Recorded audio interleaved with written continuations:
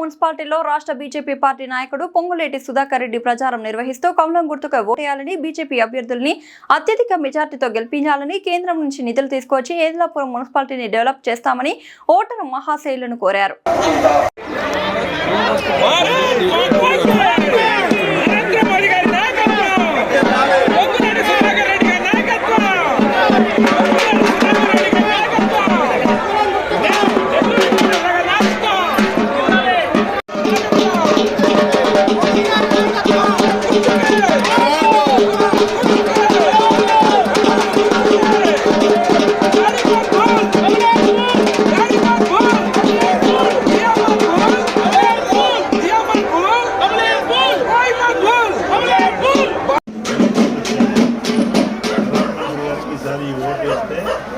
బీజేపీకి గెలిపిస్తే ఎదిలాపురం రాష్ట్రమే మారింది.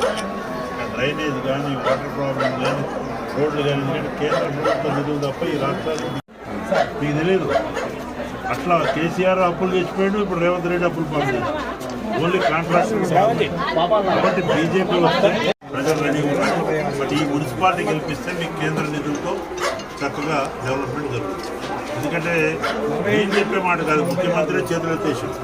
నా దగ్గర డబ్బులు లేవు, 17,000 కోట్ల ఆదాయం ఉంది, మొత్తం అప్పులు కట్టడానికి వడ్డీ కట్టడానికి 7,000 కోట్లు పోతున్నాయి, జీతాలకు 7,000 కోట్లు పోతున్నాయి, ఇంకా 4,000 కోట్లు ఉన్నాయి, నేను ఎక్కడ చేయాలని చేతులు ఎత్తేసిన. కాబట్టి అన్ని బోగస్ మాటలు వాళ్ళు చెప్పారు.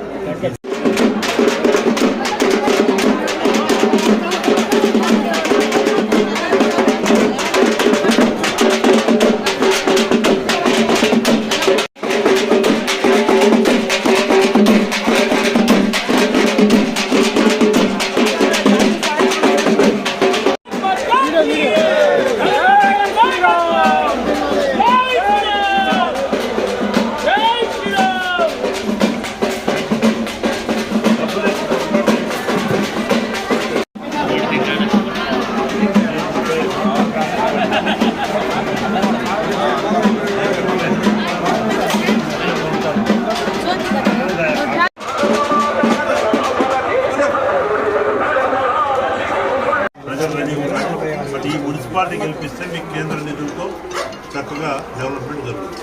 ఎందుకంటే నేను చెప్పే మాట కాదు, ముఖ్యమంత్రి చేతులు ఎత్తేసాడు.